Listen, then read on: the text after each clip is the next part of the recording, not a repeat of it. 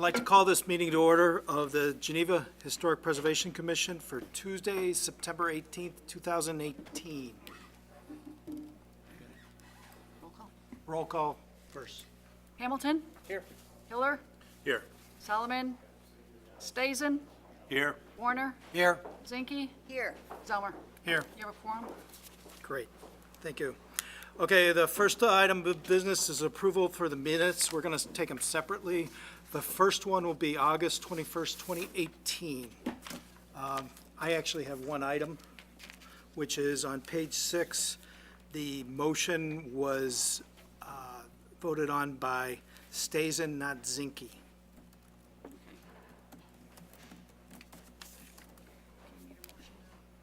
And then can I get a motion to approve the minutes unless anyone else has anything on the August 21st meeting minutes?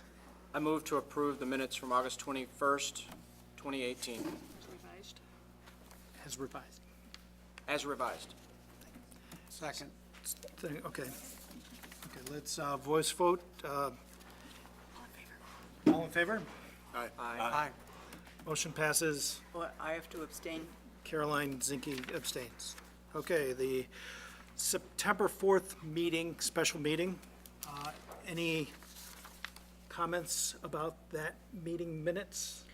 I actually have two things to say.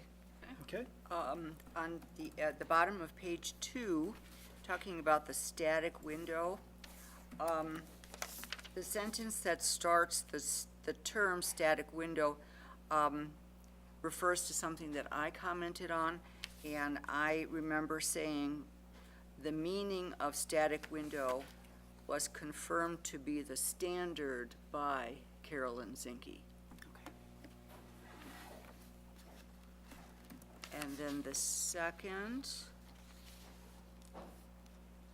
let me know when you're ready. Okay. Okay, the second is on page 5, where the staff report talked about the tarp at the Mill Race Inn, and it should read, however, Zinke indicated that the tarp was badly torn on the east elevation. Not off, but badly torn. Thank you. any other comments about the meeting minutes?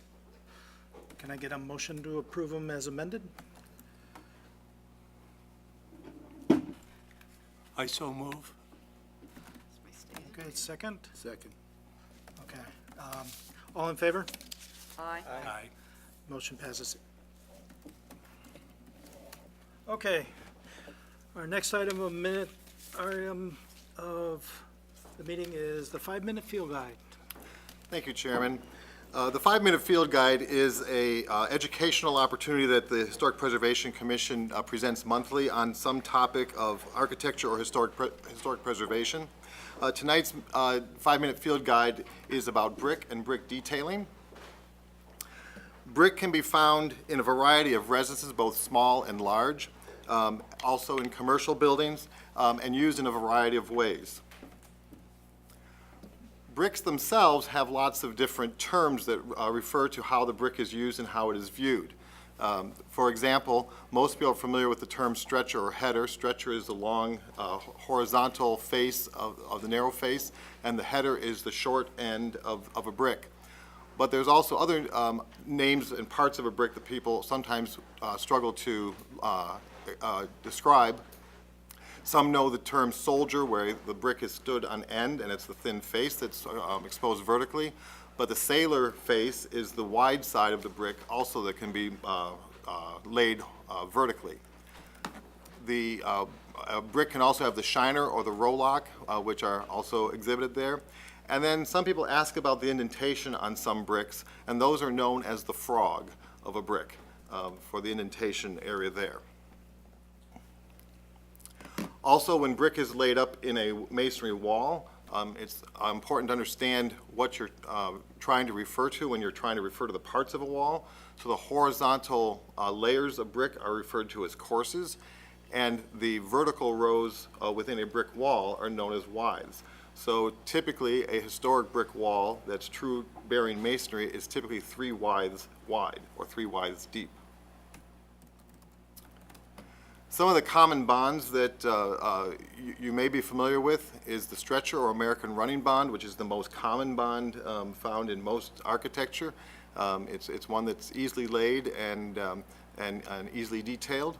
However, there are many decorative bonding patterns that relate to the interest and the visual appearance of buildings and the architecture itself.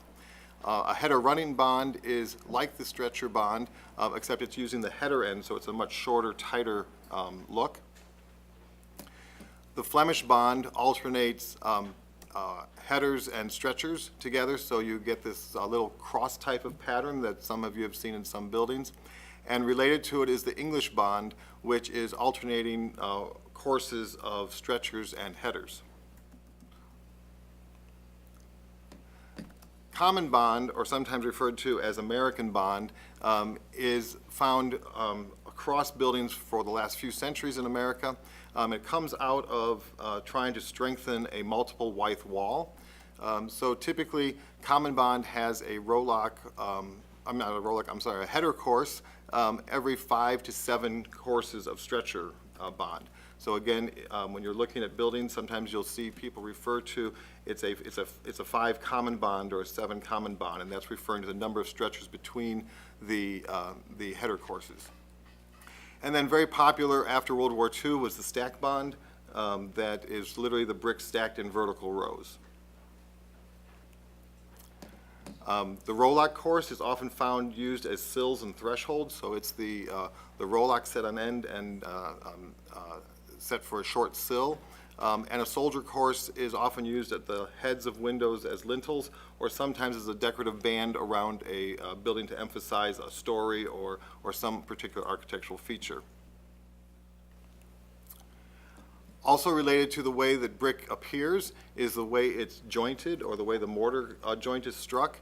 There are a variety of patterns of mortar joints that really affect the way that a brick wall looks in its final appearance.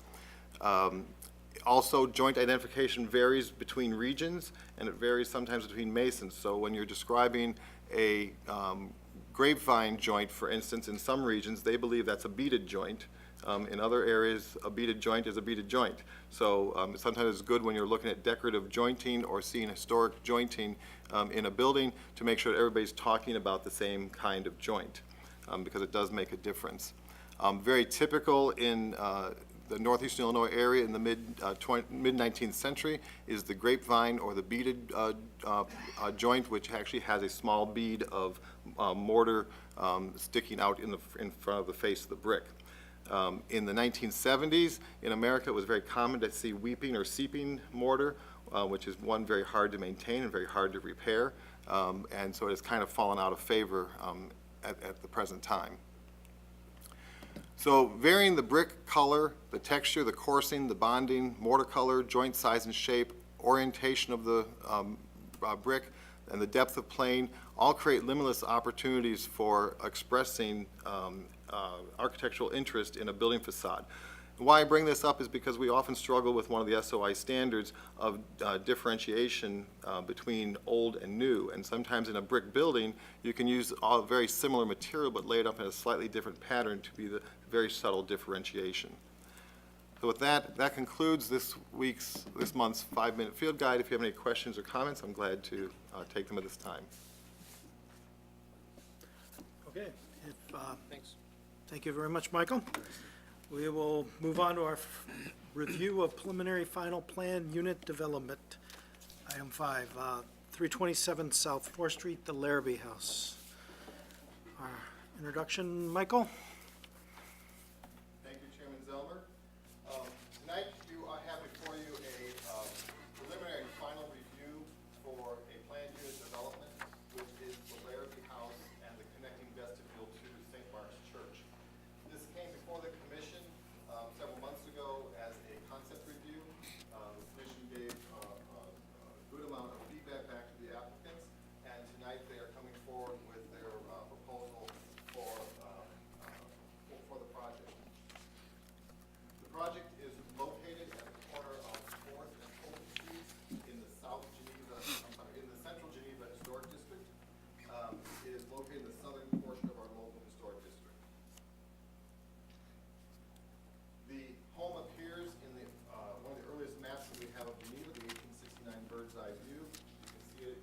lower left corner of the red rectangle area.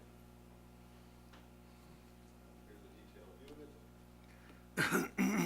The earliest Sanborn fire insurance map in which the house appears is 1905. We know the house was built in 1854, between 1854 and 1855, but the Sanborn fire insurance maps did not go that far south in the community until 1905. So this is the first information that we have of the Larrabee house. Again, a current site plan, aerial view. The project area is circled in red. The actual connecting vestibule is the area shown in gold. And this is the existing site plan that was provided, what the site looked like between 1987 and 2001. As you may recall, the Larrabee house was approved to be relocated on site by the Historic Preservation Commission and was moved closer to the southwest corner of the property to accommodate additions to the church facility. These are the existing floor plans that are here provided for reference for the applicant. Just to give a little bit of background, William Larrabee was the treasurer of the Galena and Chicago Union Railroad. He came to Geneva in 1854 and built this home where he lived the remainder of his life. The home is identified as a significant property in the 1999 Historic Architectural Survey. For comparison's sake, the house is very similar in lines to the Parker Turner house that we know was remodeled in 1867 by Clark and Long. Clark and Long were prolific contractors in Geneva in the mid-19th century.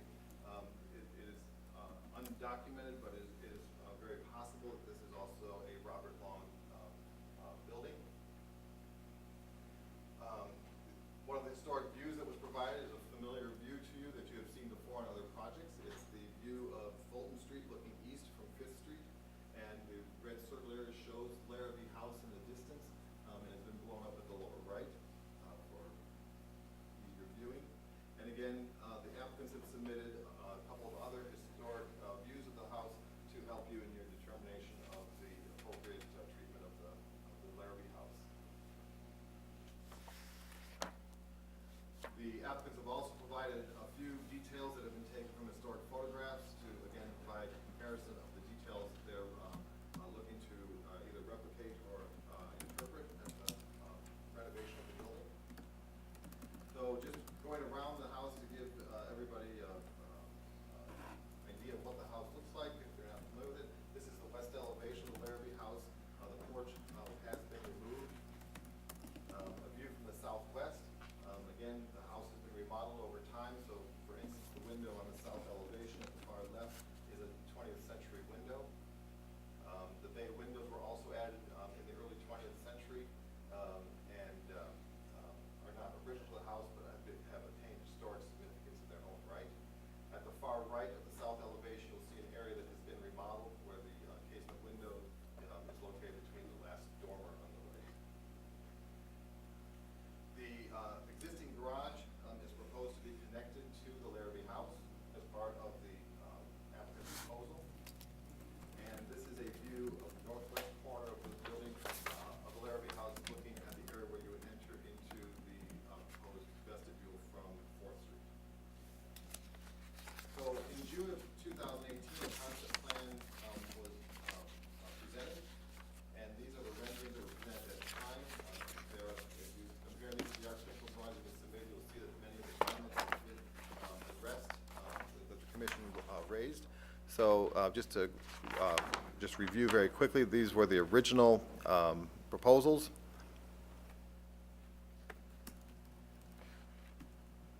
And again, the final proposal is to retain the design of the vestibule and at both the west and east elevations. This is a plan for reference of the ground level of the proposed linkage between the two buildings. The proposed materials for the vestibule and for the new addition to the Larrabee house is proposed to match the current church facility with vertical board and batten and a limestone wainscot. So here are examples from the existing building. and also to be a complementary roof between the two buildings. Currently, the Larrabee House has a slightly different roof than the church facility itself.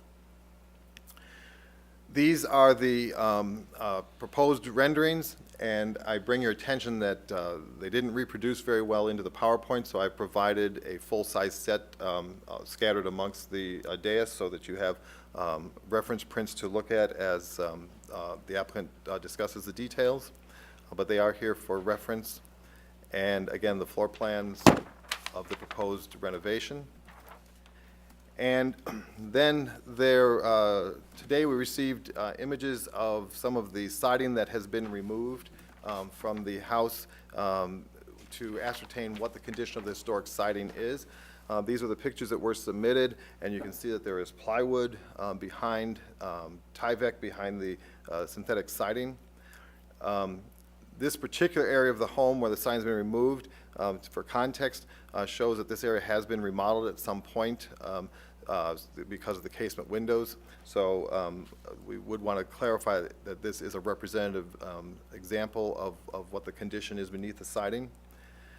And there are also details that were not covered with aluminum signs, such as these bay window details with this very ornate stepped molding as well.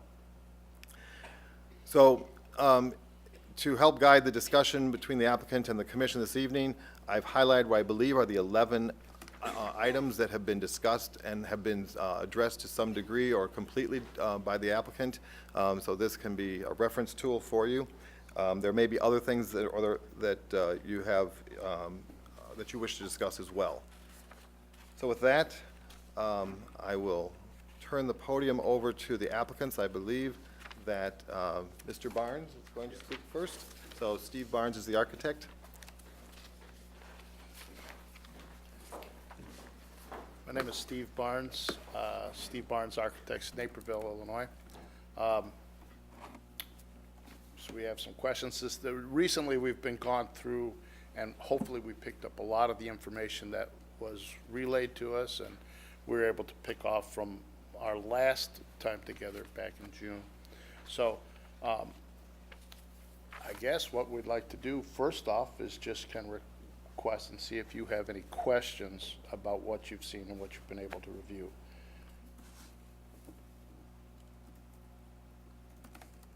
In the photo of around the 1950s, the front door with the side lights and the transom appears in the photo. And it appears in your drawing that you're using the same door. Is that, Yes, we're looking to use the same door. and you're eliminating the transom light over the top? No, the transom light actually is higher up in Just doesn't show. the porch, yeah. You don't see it from a direct elevation. And then on the other end of the porch, you have a door as well, over by where the, We've added a Yes. door on what would be the south side of that, the cruciform shape, the basic shape of the house, that front porch. okay, that's it. So we added a French door there And for a side egress. porch leading up to that? Correct, Yeah, or side steps, excuse me. yes. Yeah.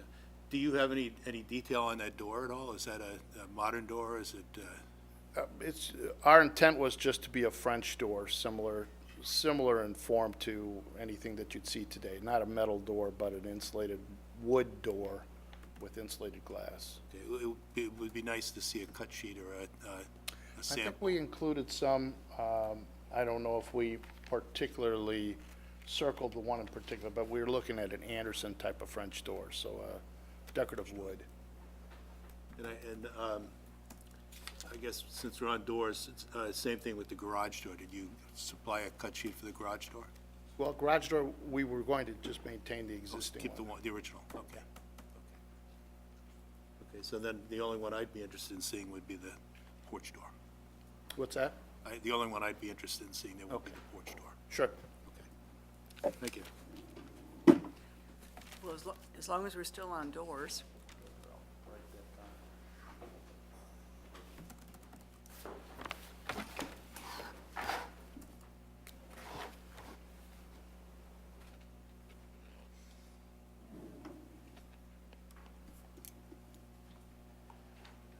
Okay. Yeah, probably not with any kind of Okay, all right. Okay, as long as we're still talking about doors. Yes. Going back to the front door. Yes. Did you say that the front door will be the identical door that is there now? That's correct. Okay, so you're not replacing that? We're looking to replace that. Okay, all right, good. Most of the doors to the porch, the way this was designed really is that front porch obviously has some historical look to it, and we realize that. And what we wanted to do was basically do the porch. Those are primarily egress doors. They're not going to be access doors. We're maintaining access through the new narthex atrium area between the two buildings. And that's going to be our primary access because it's accessible. We have a chair lift so we can negotiate about 30 inches of grade difference there. And then the other two doors, the front door existing and the new one we're adding to the porch, are for egress purposes. I'm just concerned about the historic character. I wouldn't want something there that didn't match the character of the house. You know, a narrow steel door, for example, wouldn't work there, you know, but, you know, I'd like to see something that fits the age and style of the house on that side. You're saying the steel door for the I'm saying going from the porch in. the on porch? side. Yeah, we'd look at a wide, it's a 3-foot wide French door. So it's standard size, typical to what's been used for porches forever. But it would be a wood door, like an Anderson or something on that, a higher quality door. There's obviously other profiles and things that they can do with those doors. But as you look at the house, I mean, we don't have any muntins in the windows. It's pretty straightforward. I think the house in general, as you look at it, was a straightforward, very nice house for the time, no doubt. But it was a straightforward house, not too opulent in any regard. I couldn't really tell from the photograph, but it almost looked as though was there a door or a There window was there? originally a door there on one of those porches that we included in our set. You could see a door there, and that header is still framed into the wall when they filled it in. So that's kind of why we picked that spot. Okay.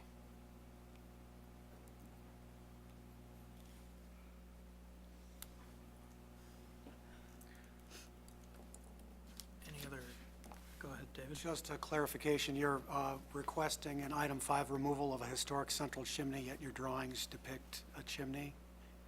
We're going, yeah, it's our intent to remove the fireplace from the basement all the way up through the first floor and through the second floor, maintain the chimney, but it was our hope to take, and because our load requirements are going to be lessened, obviously, we don't have any bearing below it, we would take the existing chimney, bring it down, cut slopes, and do a plywood box, and then apply the original brick, redo it. It all has to be tuck pointed right now. It's not in the best shape.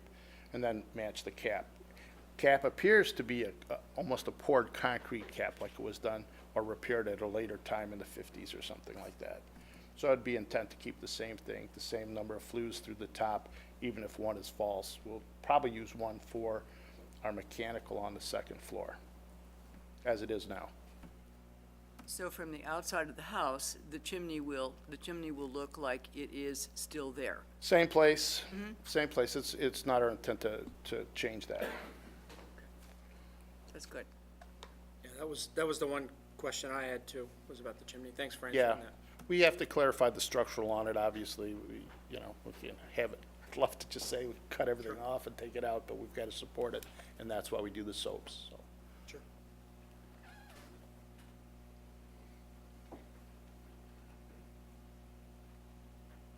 Can we talk about siding?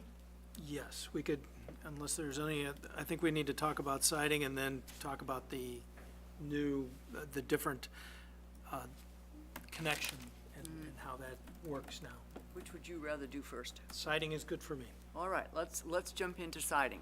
All right, Okay, so now, of course, you have removed the existing siding on the south elevation, and you took a portion off where the casement window is. correct. All right, now the idea, if I understood correctly, was that because there is no original siding underneath the aluminum, that does not mean that there is it does not mean that there is not original siding under other portions of the aluminum on the older sections of the house. What is your plan when you remove that and you come across existing wood siding? What's your plan on that? Well, I would think that it's going to be a more of a procedural problem than anything else. Obviously, you've got to go into it, and as we're removing siding, we're going to detect some things, like anything else we do on any of the older homes. As you're pulling them apart, you're going to find surprises. It's my belief that as I look at the house, everything seems to be in the same plane. I don't have any discernible, joints or movement on a same plane that says, hey, here we've got the siding underneath the aluminum. I believe it's all been removed. If we get around to the other side and we find some, I think we have to address that. But I'm going to kind of guess at this point in time that I couldn't imagine, other than maybe a small projection at one of the box outside portion of the building that projects out on the north and on the south, that there's really a way on those big fields and those big areas that they've got both old siding and aluminum.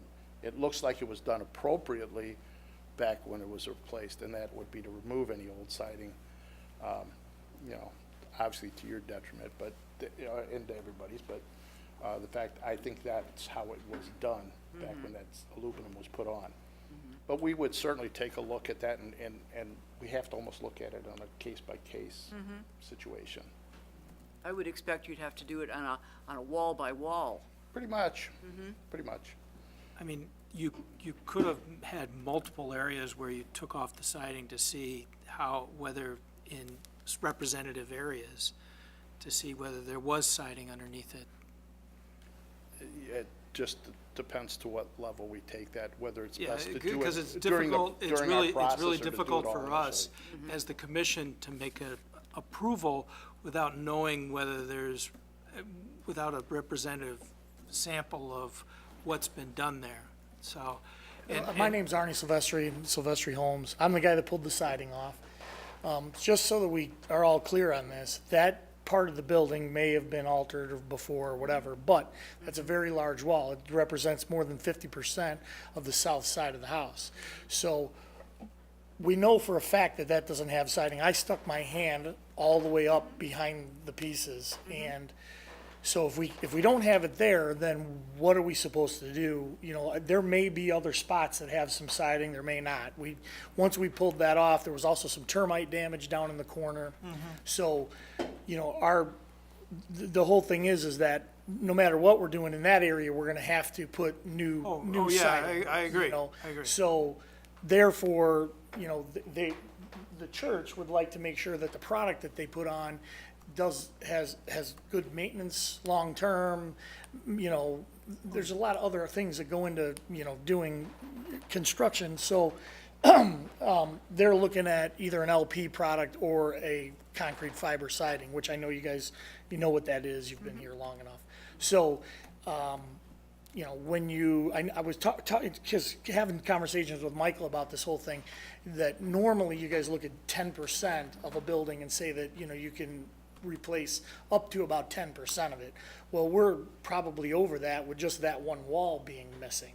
So therefore, where are we supposed to just put new siding there and then rehab the rest? Let's say the whole rest of the house is old siding, which I doubt, because I went around and pushed on the aluminum and I couldn't feel any lap siding underneath of it. But, it just becomes, where do we draw the line? And Well, yeah, I understand where, but I guess as it's, you took the time to take it off one area, it would have been nice to see it in a number of areas, and it's something that we need to address, we would like to address at this level right now. Let's just assume that there is siding, old siding everywhere else. We're over your 10% general rule right now, without any damage on any of the old siding.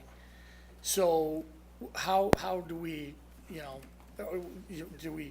we're already gonna be putting new siding on, is what I'm saying, above and beyond what you guys normally allow anyway, so.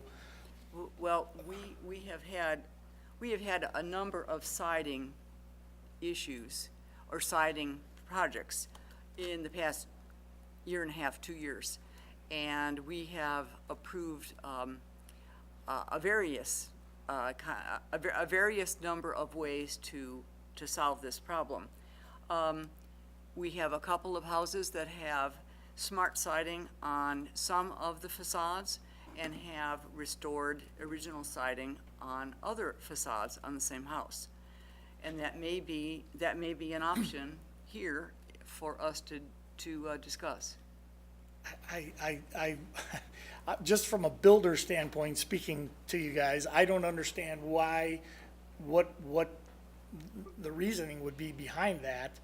If we're gonna save one little portion of it.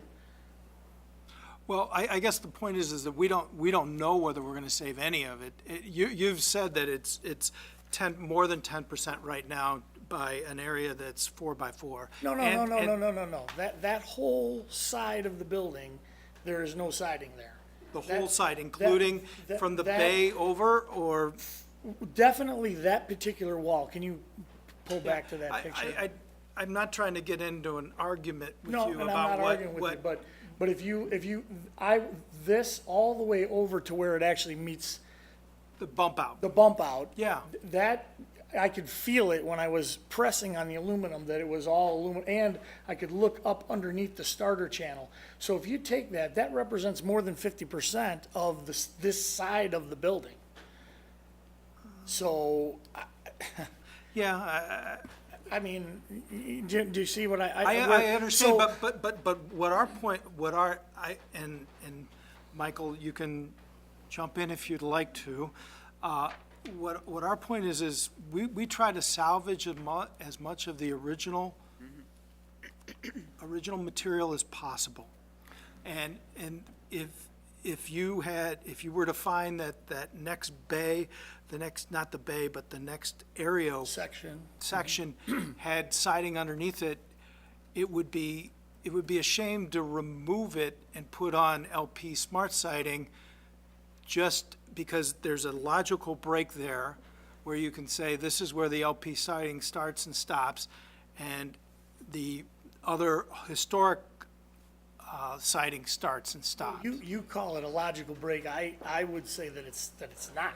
I mean, I would prefer to see the thing all one siding, the same look, whether it was new or old, all the way around. Yes, Michael? Just to clarify a few points, because there's a couple of things being said, just the 10% kind of guideline is, in our permit review matrix, we established that 10% or less of a side of a building we considered routine maintenance. That's where that 10% is coming from. 10 to 25% requires typically a review of the commission to determine what is an appropriate treatment of the historic siding. We do have a siding policy. It's been in place since, I believe, 2010. So anything over 25% of a side of a building then definitely comes back to the Preservation Commission for them to determine. So I'm going to answer a couple of questions here. To your point, Mr. Silvestri, part of the point, I know in a new building, you would want it all to be new material. Part of the point of the Historic Preservation Ordinance and the Preservation Commission's charge is to preserve the authentic material in places that represent Geneva. So a historic building is a little bit different than a new building. So there are several examples throughout the historic district where the main facade or the primary facades have their historic material, and the other sides to the rear, to the interior lot line, have alternate materials. That accomplishes a couple of goals. It gives the owners of those properties some maintenance relief, but it also maintains the charge of the commission and the intent of the preservation ordinance that we're saving the authentic materials in places that represent Geneva. So typically what we have looked at in those examples is making a break at either an interior corner or an exterior corner where there can be a corner board to make that distinction. So I think that's one of the things that the commission is trying to get at. This is not a new building. This is a historic building. It's a significant historic building associated with not only the railroad but also with Mr. Larrabee, and a long association with your congregation since I think 1953 or something like that.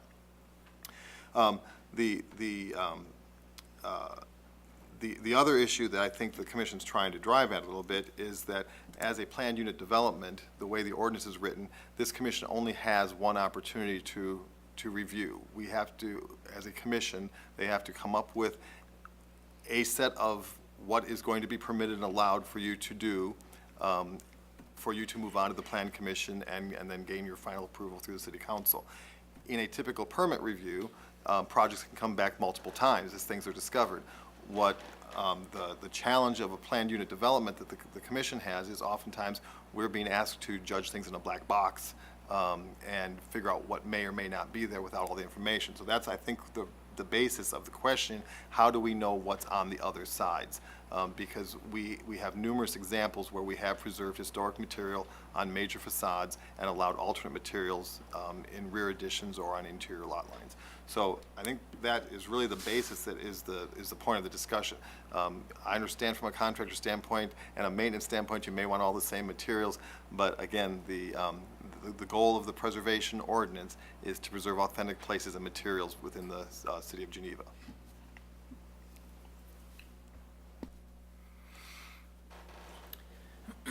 Well, I mean, there's no way to know until you tear all the siding off. If you don't mind me just saying one thing, I think you could take representative samples of representative areas and see whether there's plywood under there or not. And I think that I would take one Well, area. Here's the situation, though. We also have to, as the guy who's doing the work and he as the architect, have to do what the owners, what the church wants to do.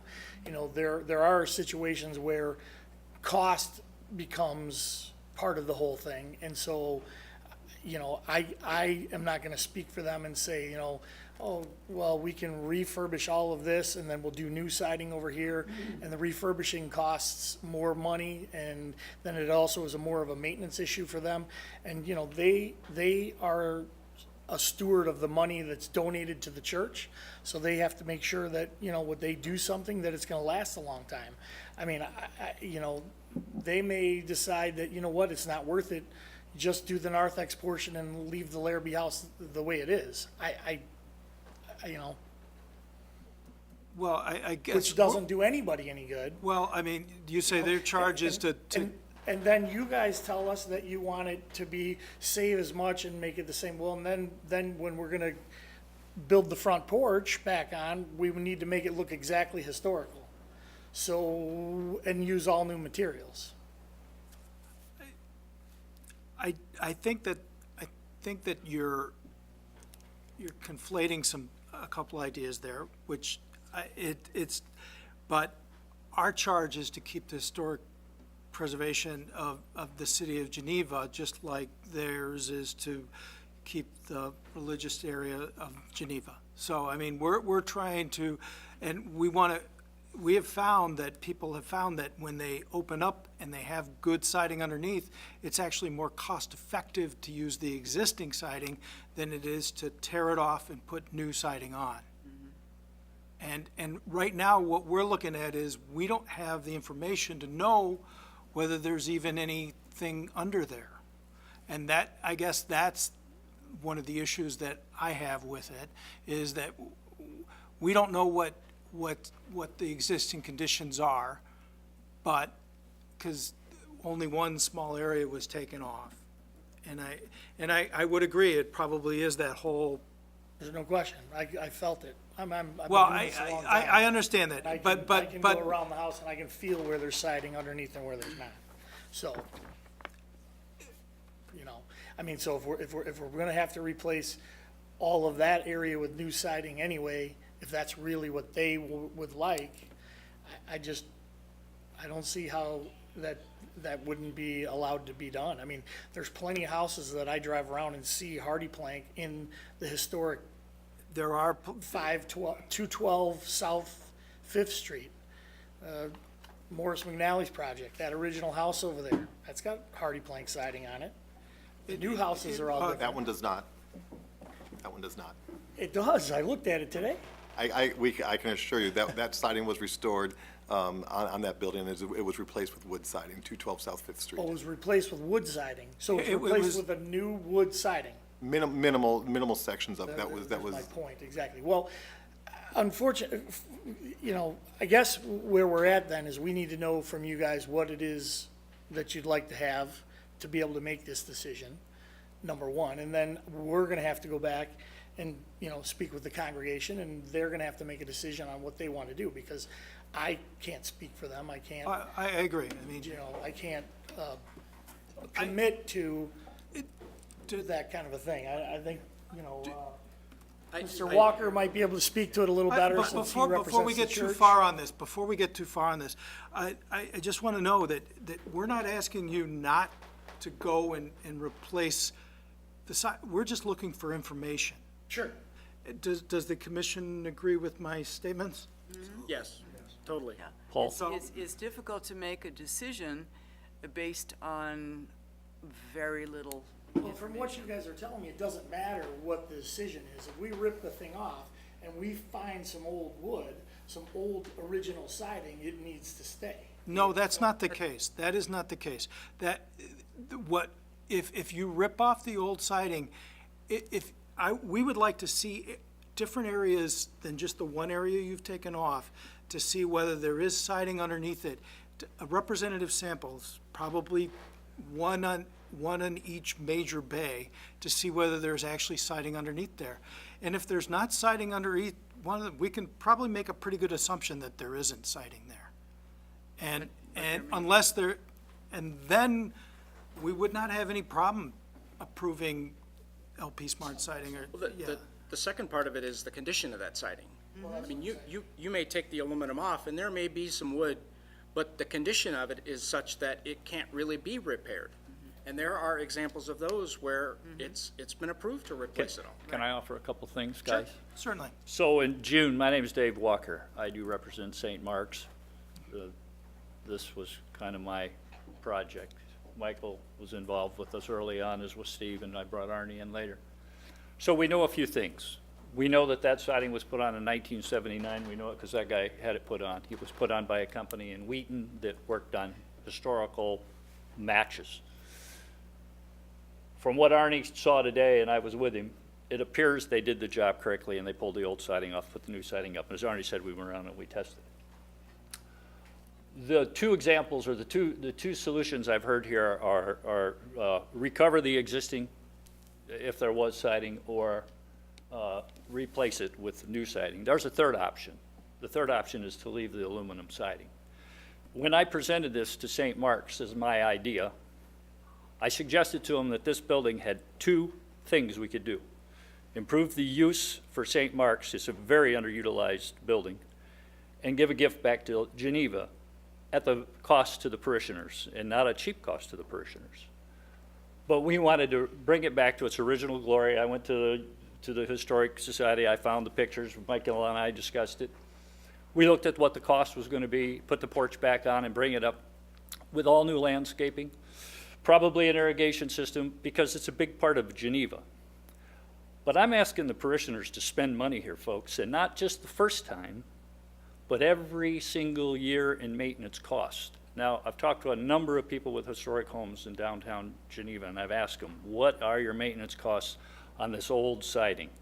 And I haven't gotten one person who told me that it was good or easy or inexpensive.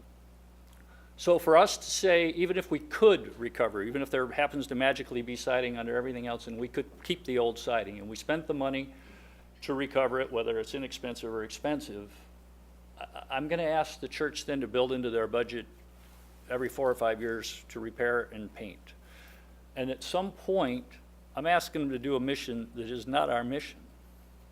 So I know what your mission is, and we applaud it, because Geneva wouldn't look the way it does, and we wouldn't want to be part of it if it didn't. But help us not get a no answer because we're going to be asked to do something that's a little bit too far to reach. So as we go around and tear aluminum off, the first question I asked Arnie today was, if we have to put it back on, can you get it back on and have it look good? Because aluminum doesn't come off very easy. So we can go around and pull patches off, but if I have to put it back on because that's our solution, I'm not sure what I'm going to have. So, and of course the other is, we have a little bit of a timing issues because, you know, we are interested in getting moving on the project, so we didn't want to delay it too much longer. So that, I can actually give you kind of that's our answer as to where we're at, and that's where our hope is. Okay. So we don't have, unfortunately, an unlimited budget to do this project, so, as you can imagine. I can imagine that. So- I'll turn it back over to the experts, but I just wanted to make sure, because Arnie was kind of looking at me, that you knew that that was our position from a financial standpoint. Okay.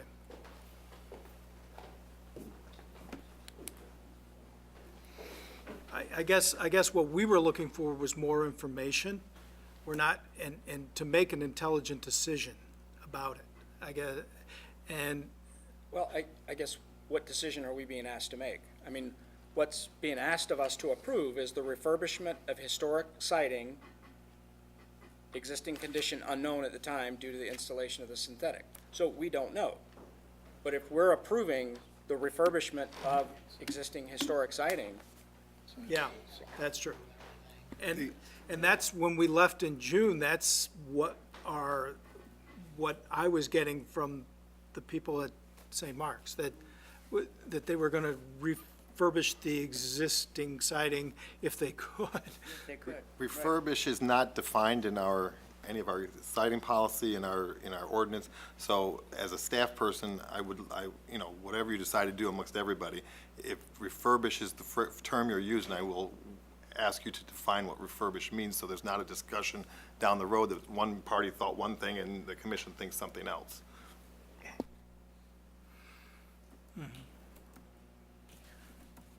So I guess what we've asked people to do in the past, based on what our guidelines that come from the Secretary of the Interior, is that the wood siding needs to be rehabilitated? Is that the word that we have in our ordinance? What words do we have in the ordinance? I can pull up the siding policy. I've referred them to the siding policy. You have the siding policy available to you as well. Yeah, I have it. The issue, I guess, is, again, I think the best thing is to look at past practice, what this commission has done. There's been 3 or 4 alternative methods. We know the house that had the vinyl siding removed, that had stucco on it, and had multiple concerns of nail holes and splitting when they tore all that off. It turned out to be a cheaper alternative than putting vinyl back on. We know that paint systems can last much more than 4 or 5 years. If we're doing a 4 or 5 year paint system, that's probably not being painted appropriately and sealed appropriately. So paint systems have come a long way, and it should not be a 5-year repainting process. The other thing that we have allowed is we have identified what are the most significant facades of buildings and said on those, the wood needs to be restored or replaced exactly in kind with like materials. If the wood has been damaged by the installation of the siding, we have cases where we have allowed the siding to come off. So again, I think the question you're asking is the right question of we don't know which remediation approach that we've used, because we've used probably a half a dozen different approaches on these wood buildings. We don't have enough significant information for you to make that decision. The quandary I understand that you're all in is that we have this one bite at the apple, unlike other projects, and that's kind of probably the sticking point, because this doesn't come back to us as a PUD. Once you get this approval tonight, we don't see it when it comes back in for permit. We don't have any other review authority on it.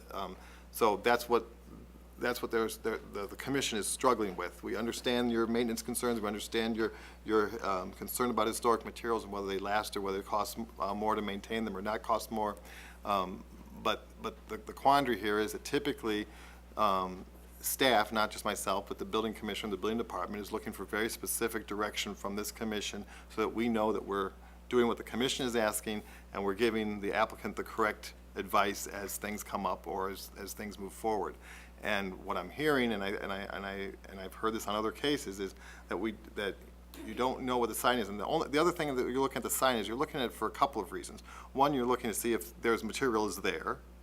Secondly, you're looking to see what condition the material is in, because again, depending on where they nailed that aluminum siding, it can very easily split every clapboard. looking for damage that might be caused by the removal. We've had a case where they actually had good siding that was damaged in the removal process to uncover it. But then also is to looking at what the historic details are. I went over today and took some of these pictures, and all of your soffits and your bed molds are all covered with aluminum siding. They're all broken. So we don't know what the historic moldings looked like. We don't know what the, I could see one area where the aluminum soffit had come off, and so I could see that it was a board soffit. But those are the questions they don't have answered to know what this house looked like, what the appropriate details are to put back. And you as an architect, Steve, I'm assuming at some point if you're going to replace all the siding, if that's the way it goes, you're going to want to know what the historic details of the trim around the windows, if there was a water table, if there was freeze boards, what the bed moldings, what the rake moldings looked like, because you're going to have to replicate that in some fashion. And those are the elements that you can't answer yet. They can't respond to you because they don't know what the material's looking like and what condition it's in.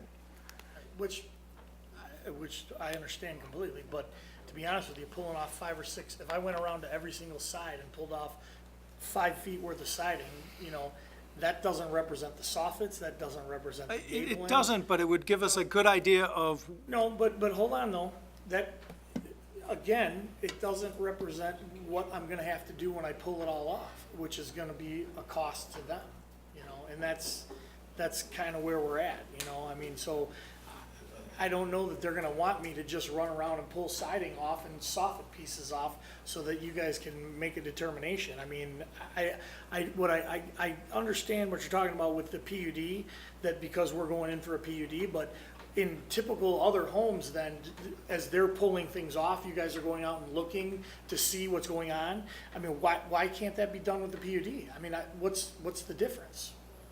when we did have we had a house that before it came before the commission, we went out and looked at a representative sample of the areas that they took off the siding, and that was the stucco house, I believe, and it turned out very good. I mean, it was to their benefit, and to Michael's point about better coatings, I own a house in the historic district, and I've painted it well with the correct material, and nothing is flaking off, and it's been 6 years.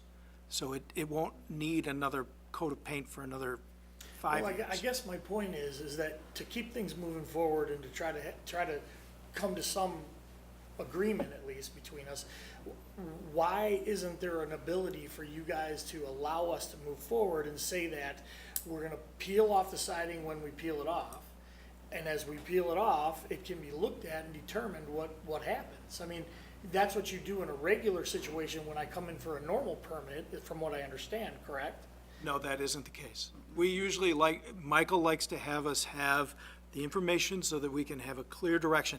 Now, if you take off a representative sample and then you come back and it's all different, and it's like you got the one area where there was good-looking siding and we said you had to keep the siding, of course you talk to Michael and we can come to an agreement about, we would allow you to take it all off, but we don't have the information here now to get to make the decision, I believe. The difference is, because you've been asked that question, I just want to make sure it's answered for you.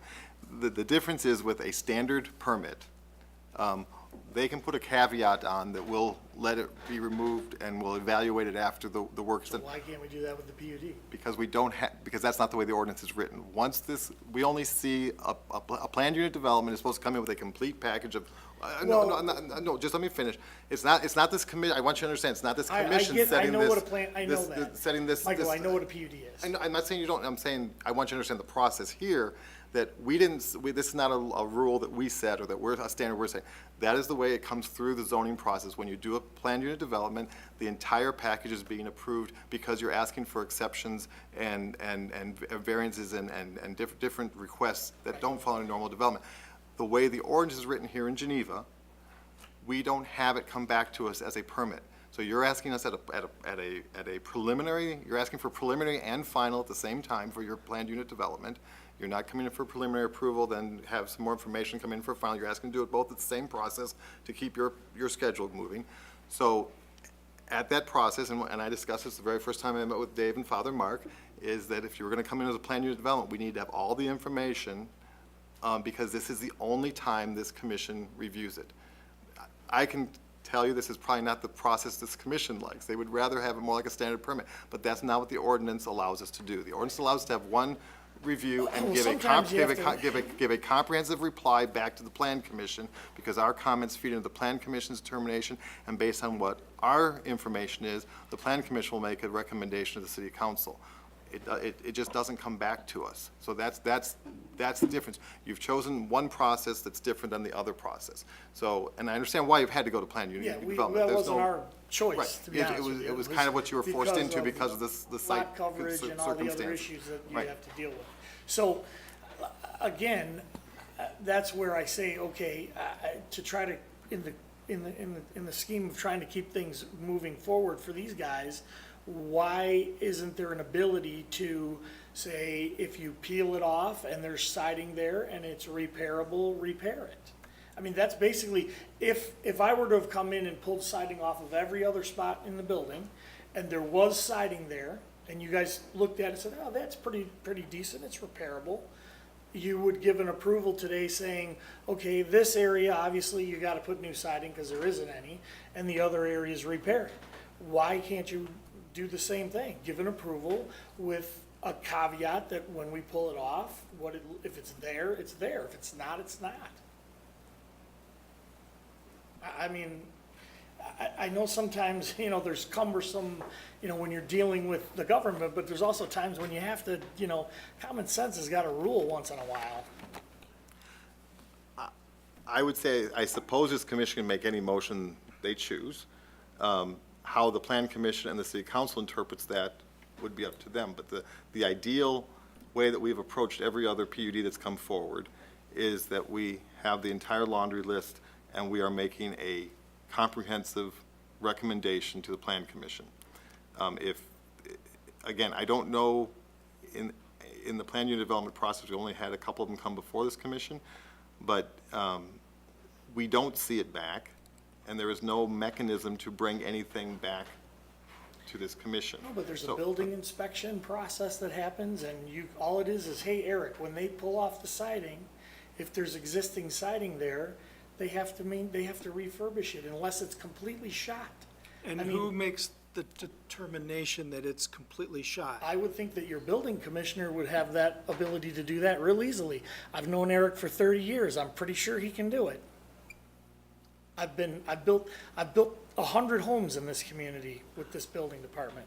So I'm pretty sure that we'd be qualified to look at it and determine whether or not it, Well, that, originally, when we came here in June, that's what the plan was to pull off the aluminum siding and refurbish it.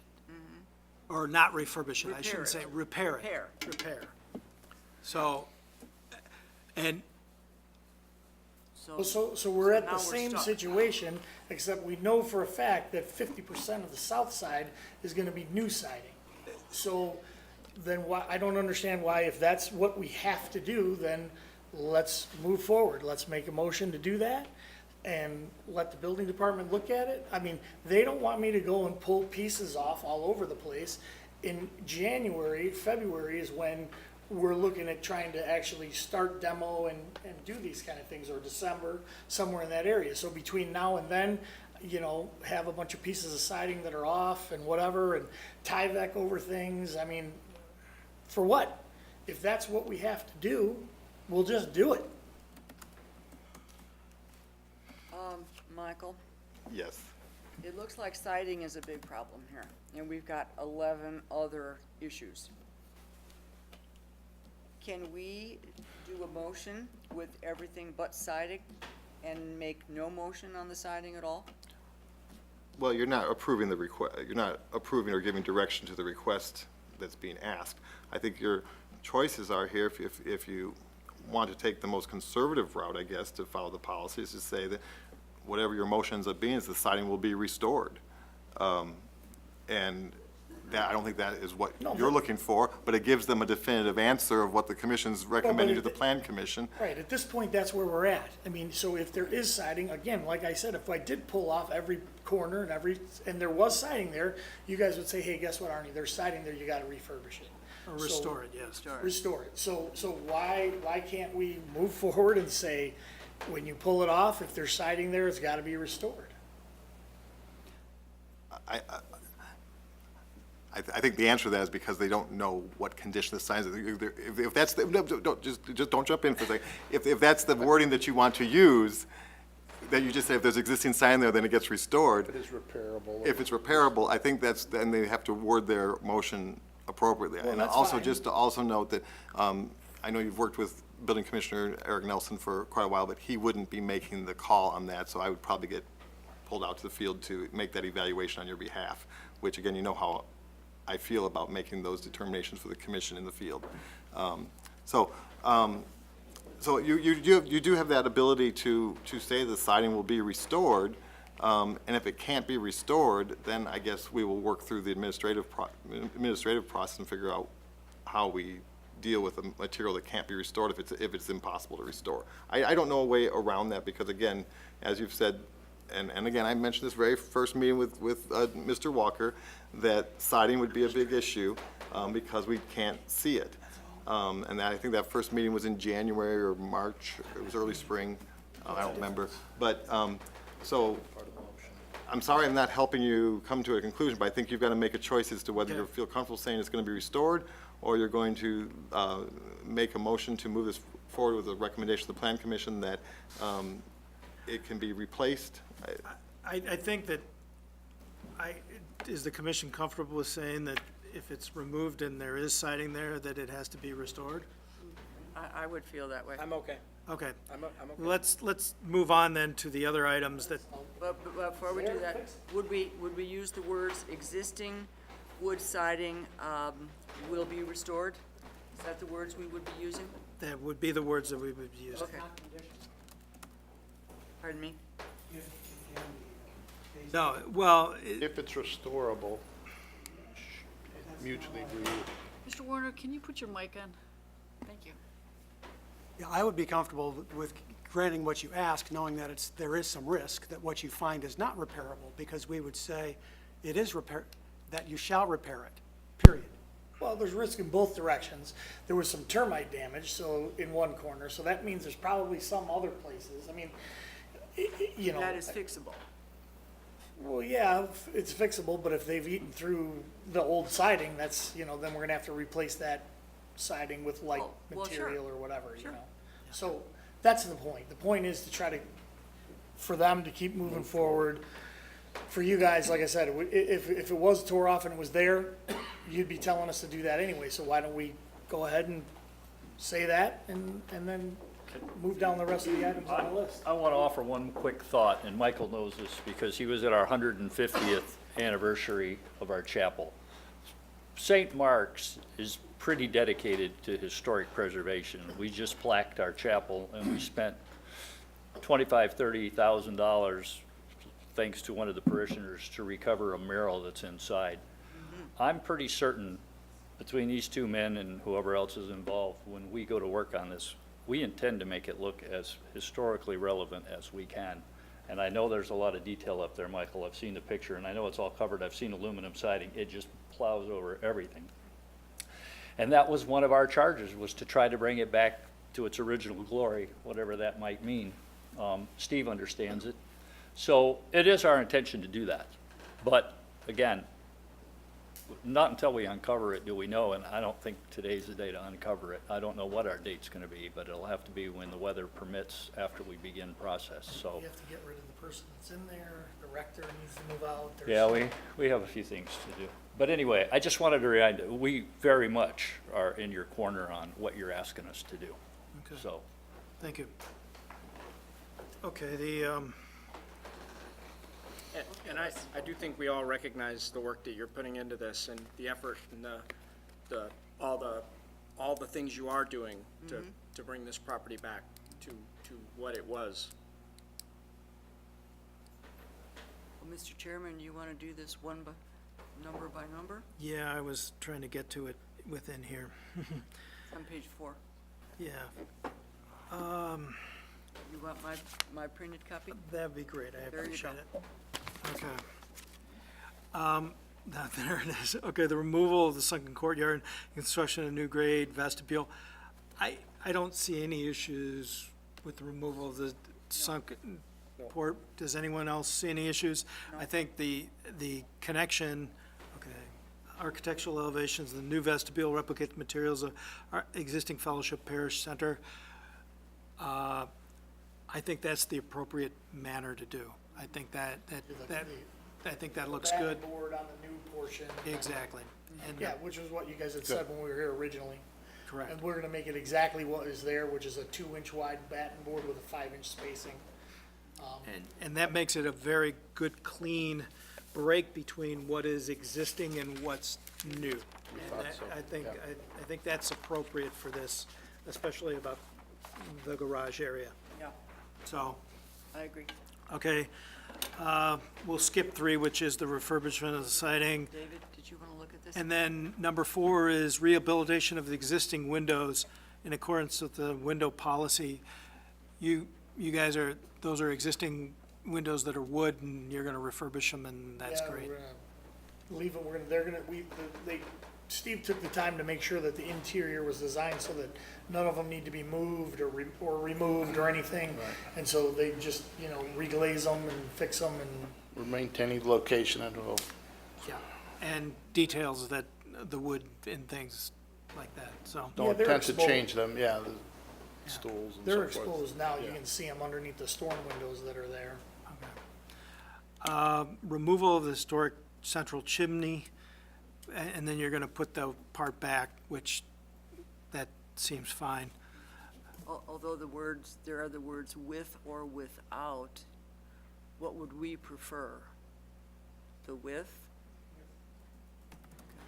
So then I think we should strike the without. Does anybody have a comment on that? They said they were See where building we it are back, in right? number The 4. exterior chimney. I know, but I'm referring to the words that are here on these, what we're being asked to approve. I'm just being cautious about what words are actually there. 5, no. I can't read them. What number are you on? Number 4. Number 4, removal of the central chimney, with or without, okay, with installation. I think we were fine with the installation of the mock chimney. Okay. Okay, this is slightly differently worded on here versus there. All right. Construction of the addition to the east side of the Larrabee house and realigned to preserve the historic bracketed frieze and contemporary porch details. Again, I think you did a fabulous job of putting that together and the way you got the stair tower to work so that Yeah. there's a clean break between the two, the existing and the new. That looks really good. Connection of the Larrabee house to the existing detached garage. Again, I think that's appropriate, unless anyone has any issues with that. Restoration of the historic veranda and west and south facades of the Larrabee house with period-appropriate apron posts, balustrades, and brackets. The detail you've shown looks good. The only issue that I would have is, there are a couple pictures that actually have lattice underneath Underneath the porch? Yeah. the porch, and I think it would be appropriate to add lattice at that point. Some low for steps and all that. Yeah. That may be something that we'll have to see because we were talking about possibly needing to raise the grade some so that coming up to that front porch, there was a lot of steps for egress for, Yeah, there was a question that was posed, and it was something we would typically more address with building department, but it was about possibility of having to add a ramp in that area or something for egress. For accessibility issues, ADA, I don't believe that we will need to do that. We can Is it accessible eliminate through the that. vestibule or some other area? Well, we because can if you go out eliminate the that. back, and they have a second egress would be out the front door of that side one that we were talking about adding, Right. you know, onto the front porch, and then to be able to get off the front porch. So the point is, adding the lattice is not a problem, we can do it. That grade may change though, which then would make it where there's, you know, you would. Well, right now, I think the way the detail's drawn is you're actually seeing a portion of the LVL that comes across, and I'd want to have lattice on that point to make sure that it, Which we would do if it stays at that level. okay, and then that was, Well, go ahead. you have the apron post balustrades and brackets, the capitals and the bases on the columns. It doesn't look like you have any base on these columns. Is that, You know what? I didn't detect any on the pictures that we saw. see, I just, I thought just the opposite. I thought I saw. oh, did you? But, you know, I look at those long enough, I'm seeing things. Yeah, I know. After a while, the square starts to look round even. But I didn't detect any on there. Obviously, if we need to do like a surround or base of some sort, Yeah, we can do a it seemed like base. it seems would be appropriate for that. Try to match the capitals that were Base. shown, that projected and so Yeah, forth. On the railing too, the railing cap, does that have a skirt following along the side, or is it just a 2x4? It's basically what it's gonna be. It'll be a milled piece, it'll be a beveled, it's kind Oh, of a it's a beveled standard cap, traditional. comes It's a down, but beveled Is there cap, a skirt below comes that? down, yeah, just the beveled cap comes down a little bit.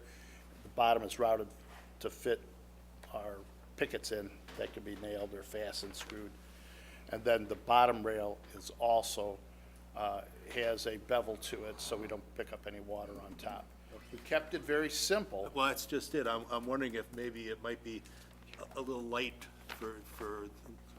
it might need to have a little heft, I'm thinking, you know, just in You know what, I would almost say that that's something, obviously, our interest is in making it look as good as possible. We were feeling that with the brackets and so forth, the extent, a little bit deeper overhangs and so on, and some of the other attention that we were spending to detail, that maybe that would have been dressing it up a little too much as far as that goes.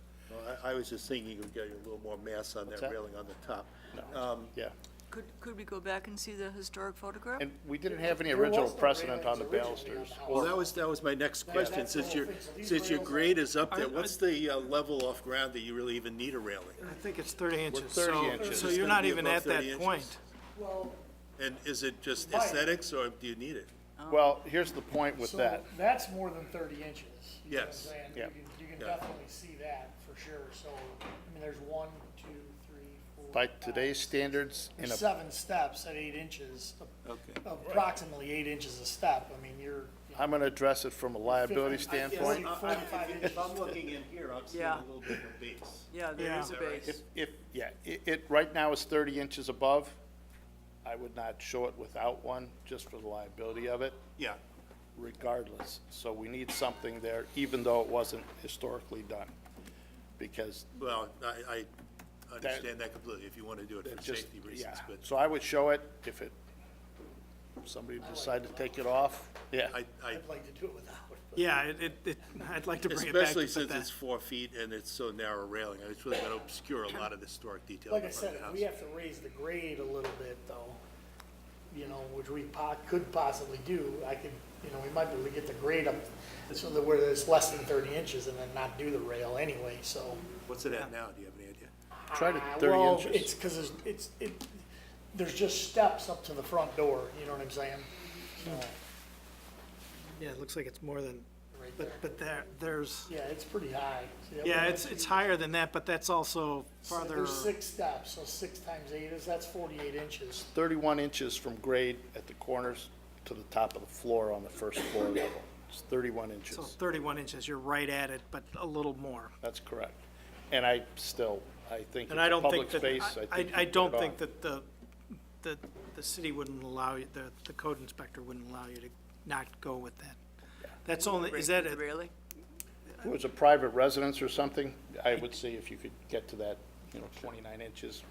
yeah, I could say, okay, that's up to you and your that's a insurance 42-inch high railing, right? Not, The rail that I shown, I gave a dimension on it. I don't recall what it was. You only need to be 36. It's public. It's a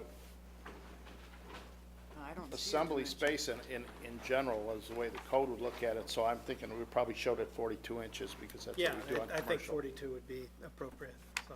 And that would be standard. 36 would be for residential. Okay. Just to that point, and again, I'm not trying to design it, but there are a lot of communities with historic buildings that allow just for a metal rail painted out the same shade as the building to That's what I provide was just a, gonna provide a guardrail. Again, I think that's gonna be a code issue, so I don't wanna delve into that, but I think that if you're fine with a balustrade, you might give a little, that it could, as long as it's a code compliant balustrade, and if it's a wood balustrade that it has historic shape or whatever you wanna say, but let them have alternatives to that because it is an added feature. Oh, you mean a balustrade without railing?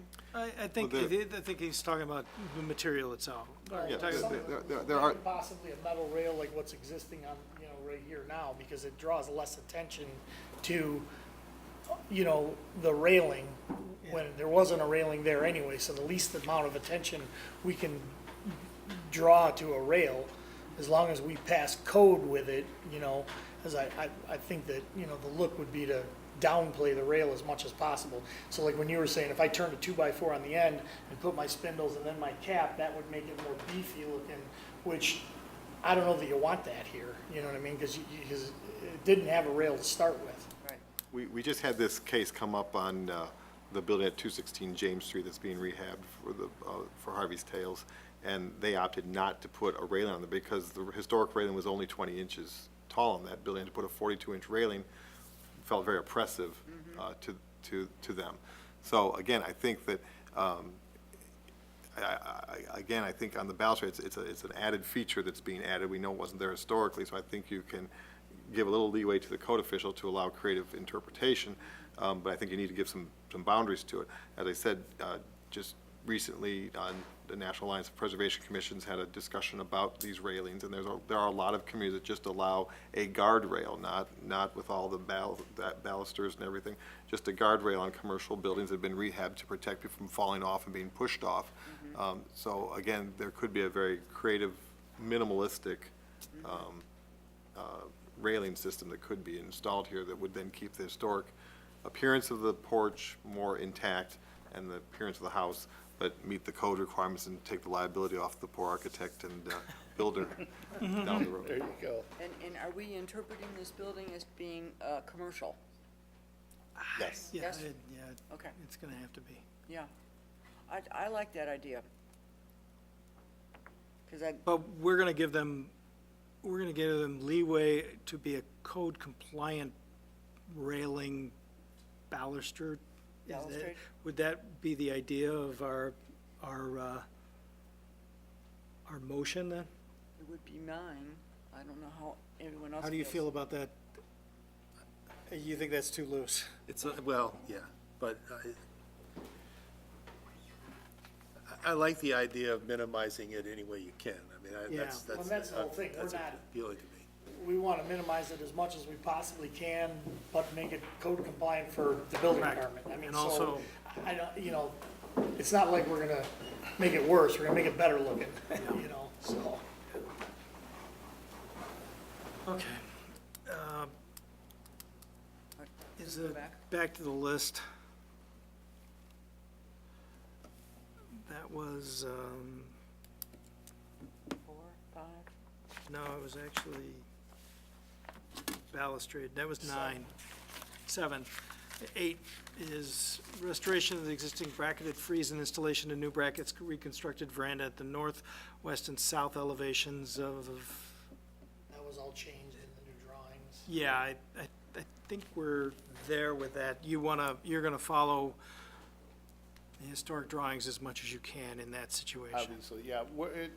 Part of that will be when we remove a bracket from the top. It appears to me that it's a little bit a similar bracket as the ones we have up in the top at the main roof, a smaller profile, a little bit slighter form and so forth. So when we define what those brackets are and what they actually look like under all that paint, then we can do something for the individual brackets. Now, the bracket spacing on the verandas, it's a lot more It's a lot tighter spacing. It's about 12-inch sun center, as best we can tell from the original pictures that we have. So, and that's what we're looking at doing. They have to be Smaller and tighter smaller. together. They'll be smaller, On the porch, yeah. Probably about from the pictures. 60% of the size of the big ones, something like that. Chairman Zelmer, the other point of that came out of the discussion was, do you want the new porch at the new addition? Often this commission's asking for there to be a differentiation. Do you want that to be more streamlined in architectural? You don't care if it's, looks replicative? I know there's a concern always about false historicism. That is a definitely new entrance area, so you might want to clarify if the two porches need to match or they can be differentiated, one be simpler than the other. I think the way it's drawn right now, I think is appropriate, because one is simpler than the other, and I think that the one has the brackets and the other doesn't have a bracket, and The one on Franklin or whatever, Yeah. the smaller one. The smaller No one, brackets in the yeah. front, Smaller the one on main the front south, porch. To make it with brackets. The second floor porch, that's what you're talking about? no, we're talking about this porch right here. Oh, well, that's what I'm Yeah, saying. yeah, This yeah. one, I'm thinking that's the second floor. No, that is a second, that's the Second continuation floor of the siding. entrance, but it's a side. That's the second floor siding, but this, we're talking specifically about this porch right here. Yeah, we're both talking about the same thing. Great. Yes, which is nice. Okay, Okay, that was number 9 is installation of new doors at Larrabee House, locations to be verified, including overhead door at garage. You're gonna reuse the existing overhead garage door, which is fine. The only new door would be that one that goes from the south, I guess, on the south side to the veranda, which would be, the French door. yeah. And that would be a wood French door. Wood French door, we don't have any mutts and so forth in any of the other Right. windows, so Right. we'd keep it clear glass and, it fits for what we're doing, so. That should be fine. I don't see any issues with that one, and then, It'd be nice to see it. Nice to see it. they're talking about a very simple French door. Yeah, it would, Yeah. I mean, I have a brochure here, but it would be the one without the side light, SDLs in it. Wood exterior. Full light, We'd match the same heights and so forth of the existing door, the front door. This is, okay, and does it, has a Is that divider in the taller center? than a, no dividers. 6'8" door None of on the there? doors have dividers on it. Okay. No, I think it's pretty much a standard, it's 6'10" is the standard door With the right now. transom? They just have that above the front door, they Yeah, have they that have a- large, light above. Oh, okay, it's separate, yes, up yeah, I in know there what as you're a saying. separate It's kind we, of- we should, yeah, we should okay. keep this to keeping everyone talking at once versus multiple people talking. Does anybody else want to see the picture? We can, Just pass it around.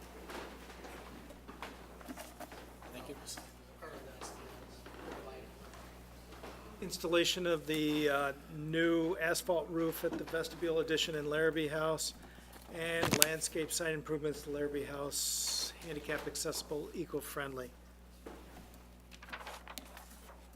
So handicap accessibility is sort of off the table because you say you can access from the inside. Lovely.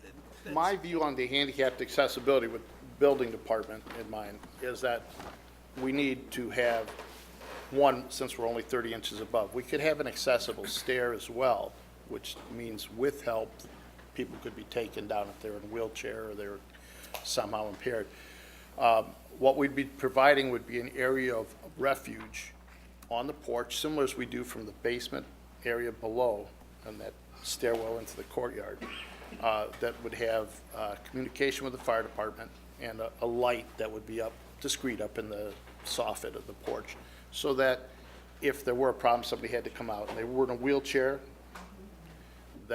that light, they could communicate with the fire department first off, and they would be the first to be helped off. They're right in the front to the outside. So, and I think that's something we use all the time on multifamily and so forth, and we have 3-floor or 4-floor walk-ups with a single elevator, as our elevators become incapacitated in a fire, so. I think we can do that. It eliminates the possibility, eliminates having a ramp. Now, if the building department says, or the state of Illinois says that we have to have a ramp for this type of space, we do have some ideas on that, and we're happy to talk talk with you when we come to that, that I think would have not a lot of impact on the front of the house. Okay?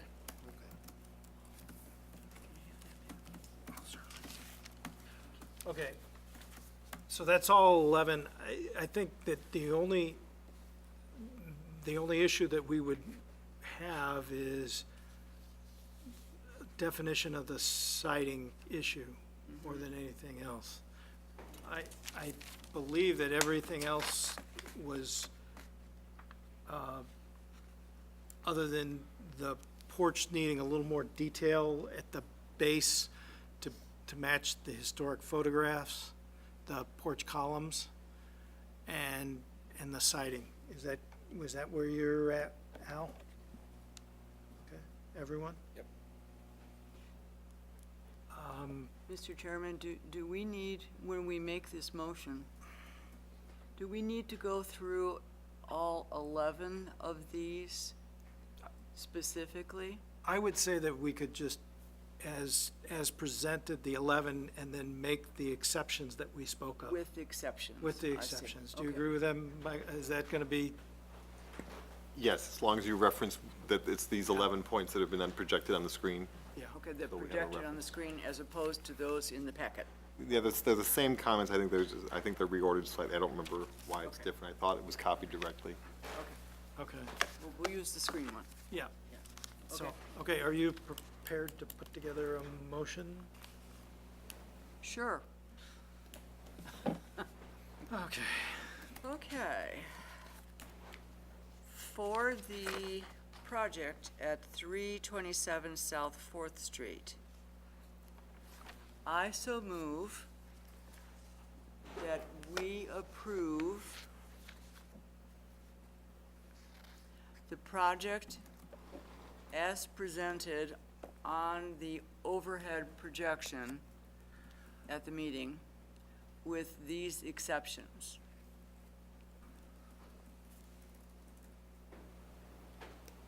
Number 2, any historic siding that is found after the aluminum is removed will be restored if possible. No? What word should we use there? Just will be restored? Will be restored. Will be restored, okay? Period. Okay. Next exception, number 4, the mock chimney will be installed.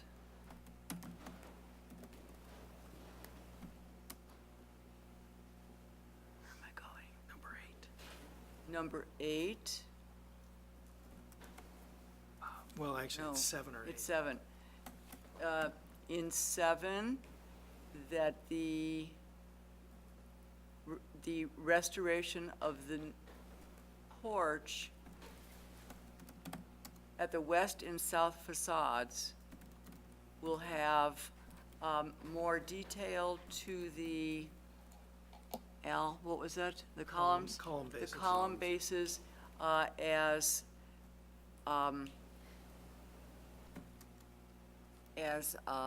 shown in the historic photographs.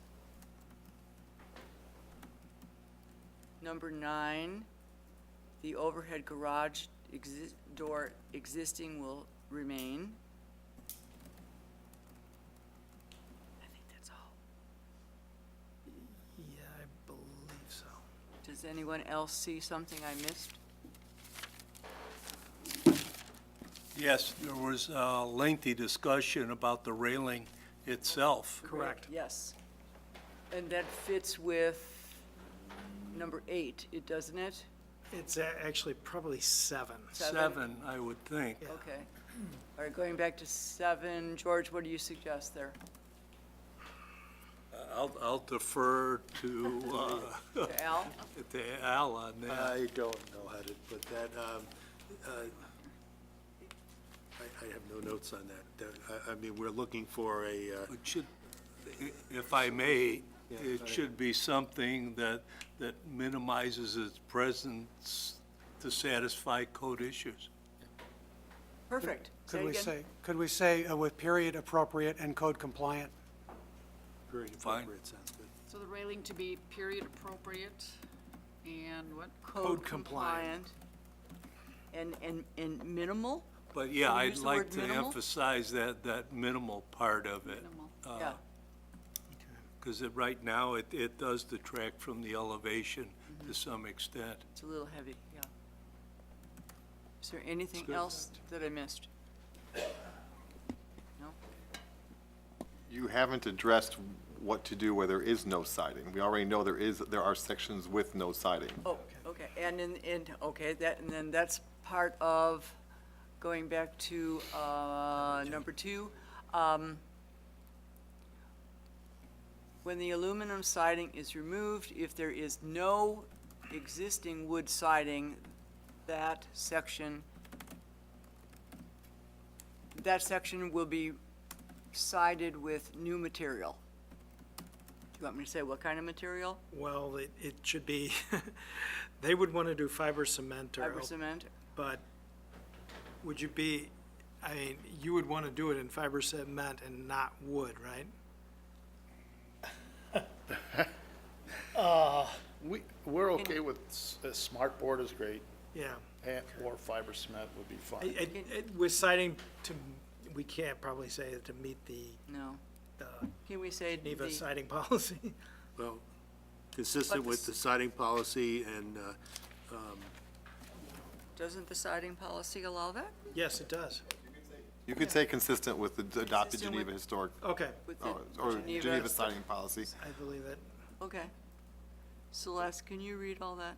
Sure. when you're Before you done? do that, Celeste, just so that the applicants are clear what Yeah, that so means. because clarification for us, what does that Right. mean? So what that means is that you have the choice of replacing with material in kind, so it could be wood.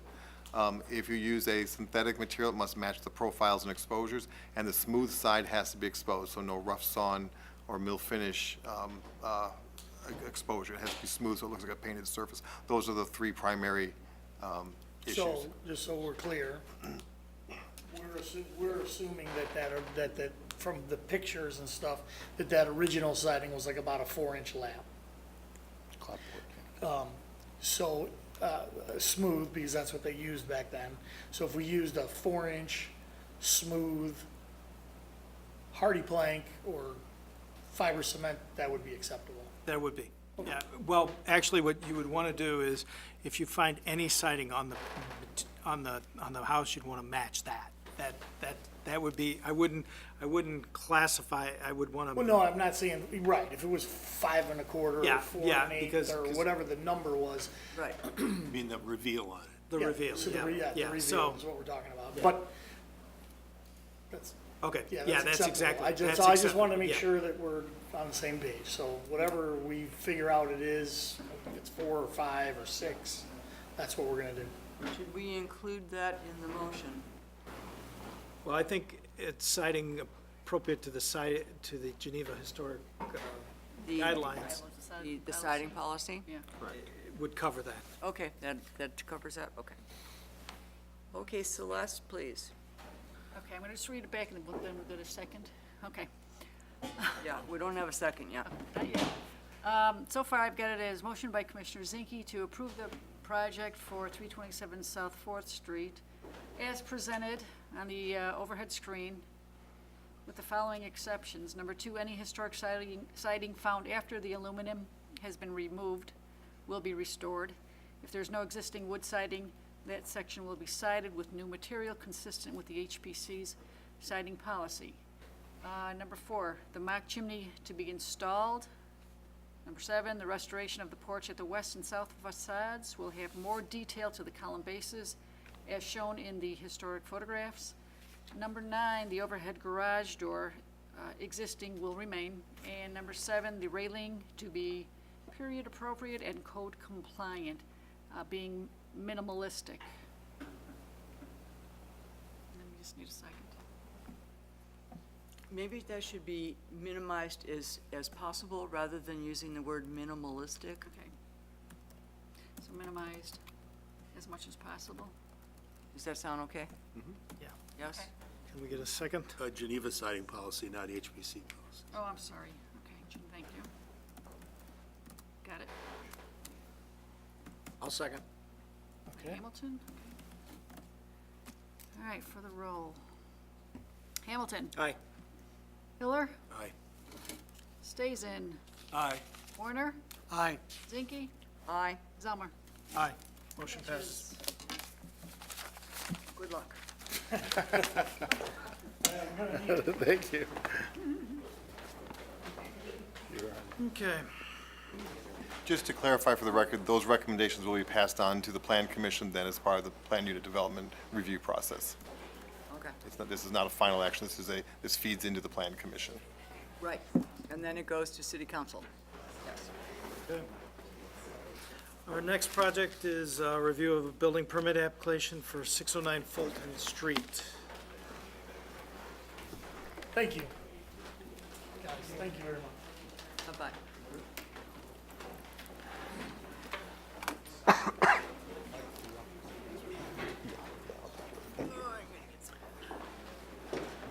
Do you want to wait we'll take a 2-minute break just to. 2-minute break.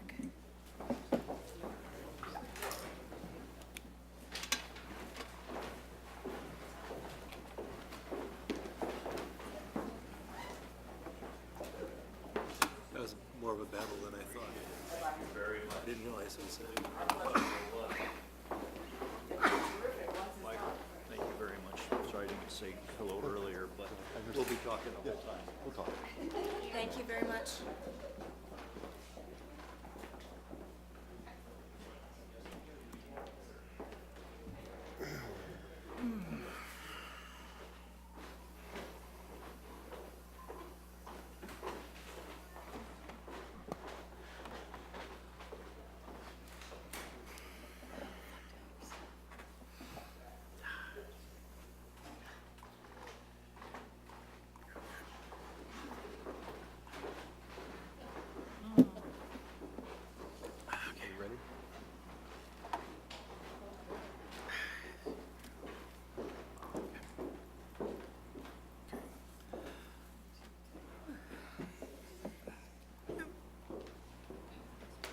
Okay, I think we're ready to start again.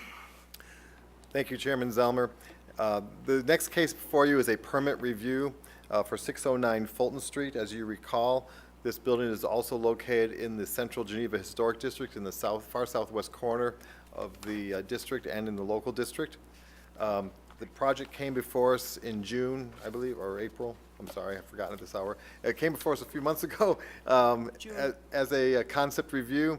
And the commission did provide review comments to the applicants, and the drawings that have been submitted have been revised to encompass, if not all, a significant majority of those comments.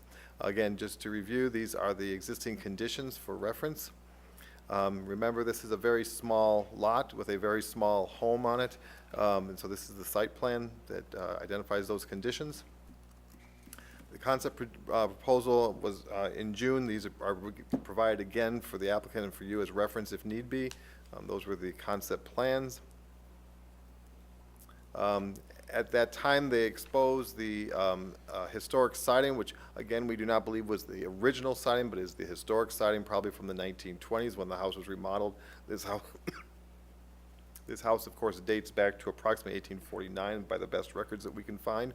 So the intent of the applicant in June and continued through the submitted drawings was to restore the existing shiplap siding and replace it in kind where needed.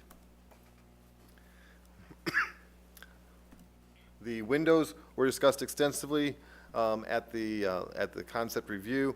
As you recall, the windows are in pretty tough condition, and most of them have racked and are not very operable. And have quite a lot of repairs made to them over time.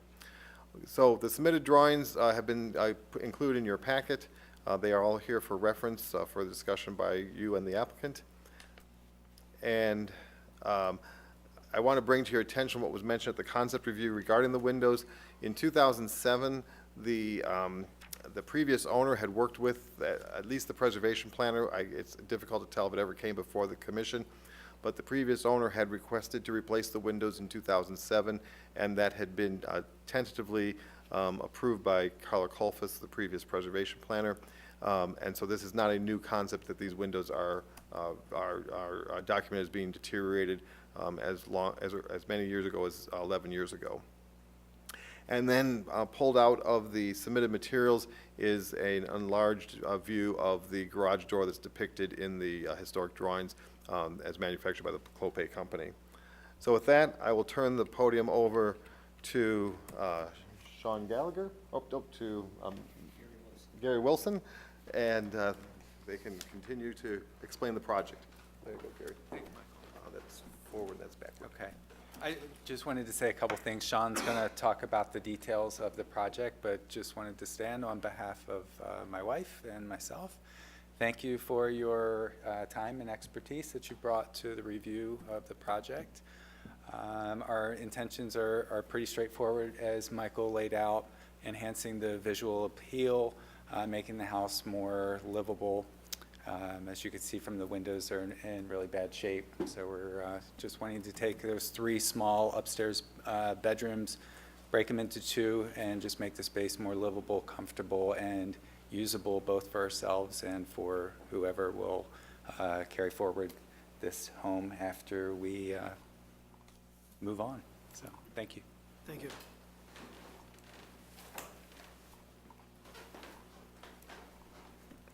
Good evening.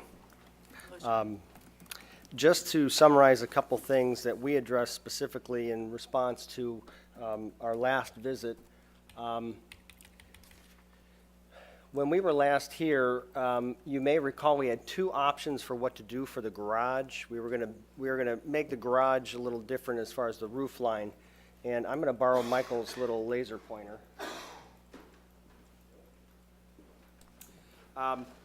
We had shown one roof line that was a bit taller, and then one roof line that was sort of in keeping with the existing roof line. What we have done, and I'm assuming, Michael, that in here, good, okay, great. Here is our proposed elevation. So what we've done is sort of a happy medium, if you will. We've actually taken, so there's an existing roof line here. In the previous version where the ridge was actually taller, we had it at a steeper pitch than the roof line that's here, this little shed piece, which actually didn't work very well visually. So what we did was we just simply are matching the existing roof line here.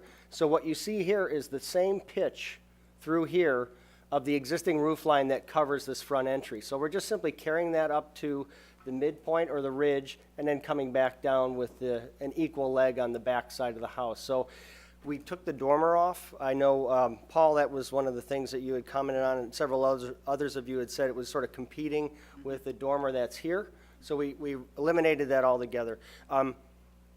Again, this is a tiny historic home, and it gives me a chance to plug our friends at Preservation Partners of Fox Valley and say I hope you all attend the October 14th tour of the tiny historic homes. Among them are 2 houses that you've reviewed, right? One that's kitty corner to your house, and then, of course, the house at Campbell that you looked at as well. I'm going to be a docent. Oh, for which house? That hasn't been assigned yet. I hope you get the Campbell house. I don't know. Well, we'll see. But anyway, that said, that specifically we addressed from your responses in the previous visit. Again, because it is a small house and we're trying to consolidate these bedrooms upstairs and give a little bit more space internally, we are creating this dormer to give us some head height. We're about 2 feet back from the front of the house. And from this side elevation, you'll see it's square in the middle of this west elevation. So the north and south ends are centered, if you will, in the body of the house itself. So on that west side, we're essentially squared up on there. Otherwise, in terms of windows and their replacement, we are replacing them with wood.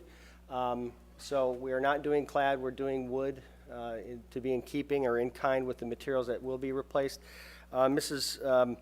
Bensini provided some numbers for you. Back in 2007, the difference was a little more than it was almost $5,000 difference between restoring the windows versus replacing them.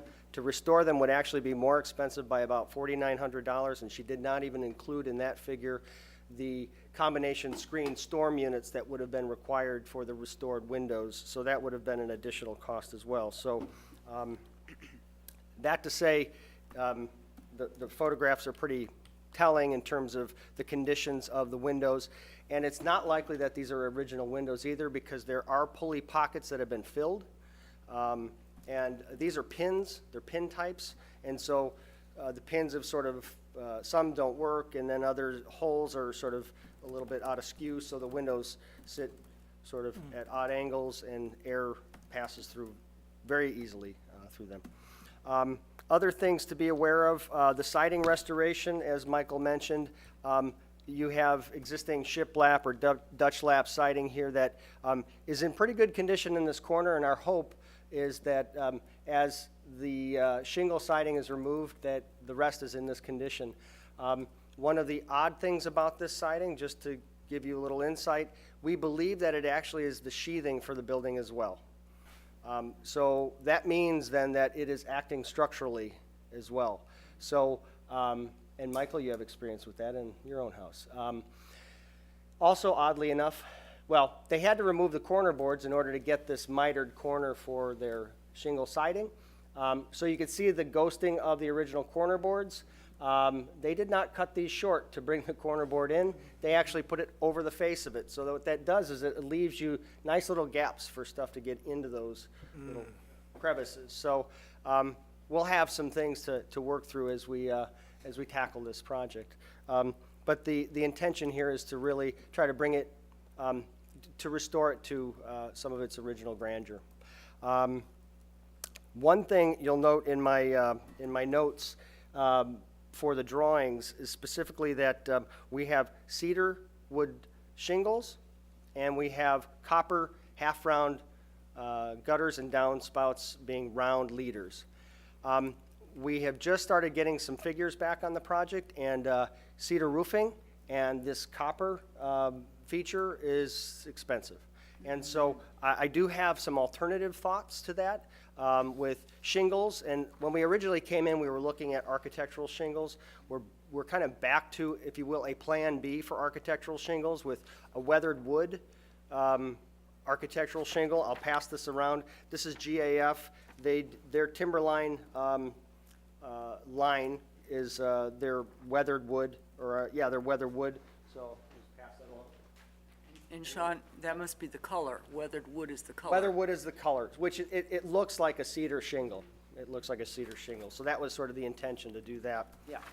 And then in addition to that, with the front canopy, the front porch, this little covered entry, we are showing copper standing seam material here. Again, we're working with the contractor on this. We're at this point assuming copper, but we have a plan B, and we're looking at pack clad, which is a metal, Kynar finished metal standing seam roof that we're looking at as a plan B for that, a less expensive alternative, which we did that on the 48 house, that standing seam material as well. I do have the cut sheets for that as well. You've selected a color for that? We have not selected a color, but it'll probably be something like an aged bronze, something that looks like a pre-patinaed copper, but not like a penny color, not a sort of a bright penny color. Okay. And that's going to go where exactly? That's on that canopy piece right at the front here. This, over the just front this door? little piece here. It's about 8 feet wide, and it pitches back probably about 4.5, 5 feet into that existing roof line. Otherwise, all of the existing trim where it is in bad condition will be repaired and replaced if necessary. The way this house was sided, again, it has the shiplap siding, and then they essentially put 2 layers of shingle siding on this. It's a rather interesting approach to it. You can so notice this, right up here, see how much shorter this shingle is? That shingle sits behind the green one. So what they've created is a shadow line by doing that. So this sits about a 1/4 inch shy of the bottom of its overlapping member. So they essentially have 2 shingles on top of themselves in order to give it some depth for sort of a shadow line. So that all needs to be removed, and in so doing, the siding then restored. But the trim is to be replaced. And so what has happened is, because of that additional thickness, the original 5-quarter trim is not thick enough because of the additional shingles here. So what they've done is they put, if you've gone up to the house, you'll see that the trim has a little bead of trim around the outside in order to bridge that extra thickness, because it's actually thicker or proud of the original trim. So what we're going to end up doing is taking that little bead off and then getting back to the original 5-quarter material, which then sits along, I'm guessing it actually sits in the front of the siding material on that house. We talked about the carport conversion and the roof realignment there per your suggestions in our last meeting. The dormer we talked about, entry canopy I mentioned, the roofing and its possible alternative, the gutters and the gutters and downspouts. The alternative for the gutters and downspouts, instead of half rounds copper, we're probably going to do a standard K-style gutter as is on the house already, okay? And that was really the extent of what I wanted to make sure I got in front of you. Questions you may have, I'd be happy to help. Or try to. Were there any historical photos of the house We could not. able to find? No, we couldn't find any. And it is so this is kind of an interesting house. It's very eclectic. The Kastners were notorious repurposers. So in the basement, there is currently, acting as a wide flange, a rail member from a steel railing from like train rail. And then the column is really, really big, and it terminates in what appears to be like a wheel hub. So there's all kinds of weird stuff in this house that it's just chock full of character, right, Gary? Did we find the trolley rail in the mill race that they used structurally? Did they? Well, see? Don't throw it out. And that, I wonder if that's part of the 20s remodeling. When would they have removed the trolleys? I don't know in Geneva for certain, but often they were moved either during the Depression or for the war effort of World War II. Yeah. For the steel. Do you have a lozenge?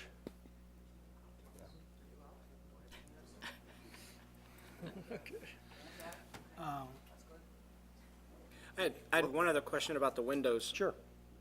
You had said the incremental cost was $4,900?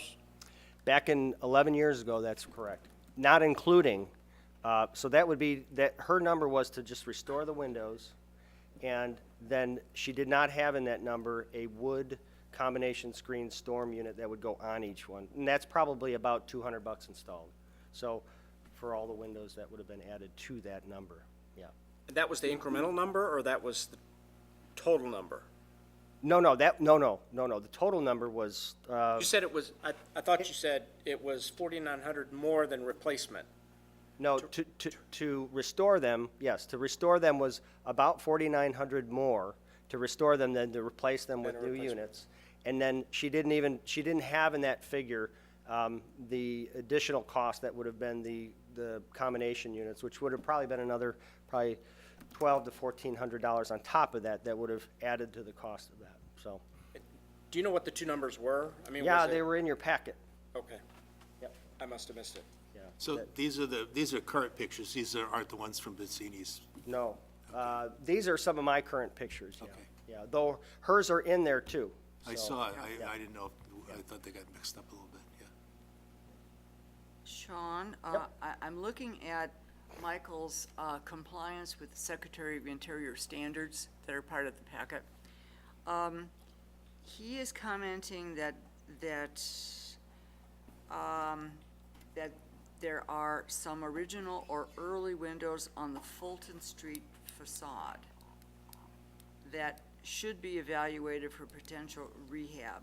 Are there any windows on the Fulton Street facade, even one window, that is worth restoring?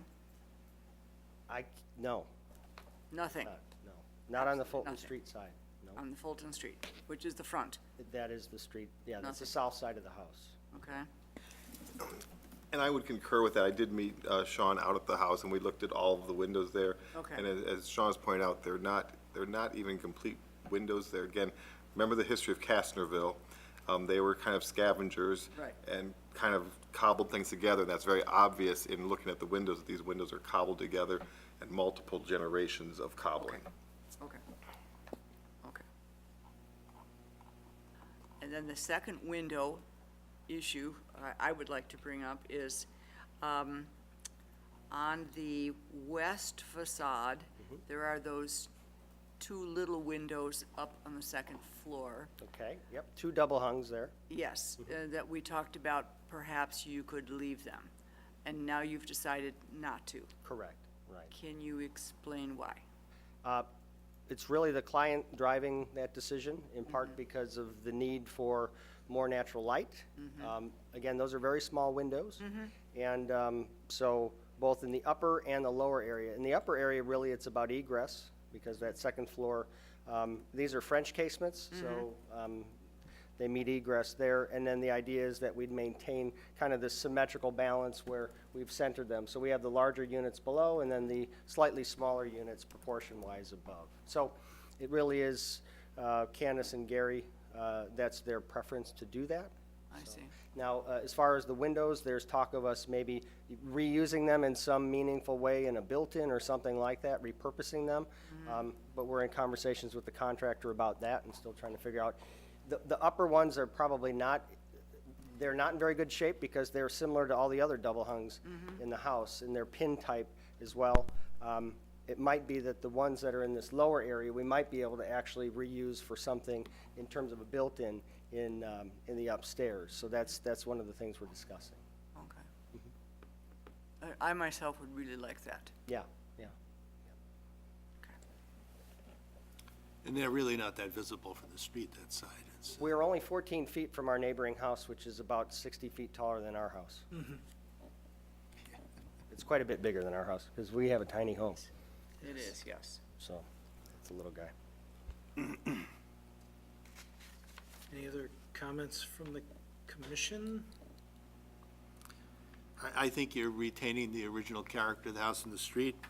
It looks nice. A few things that you are adding are removable if someone chose to anyway, so I have no problem. I think it works well.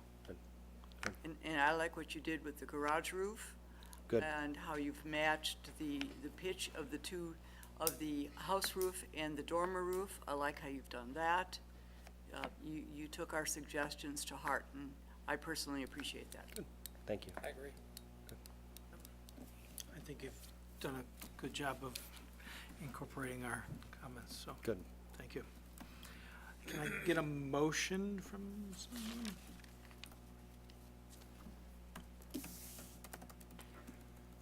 I move that we approve the project for 609 Fulton Street as presented.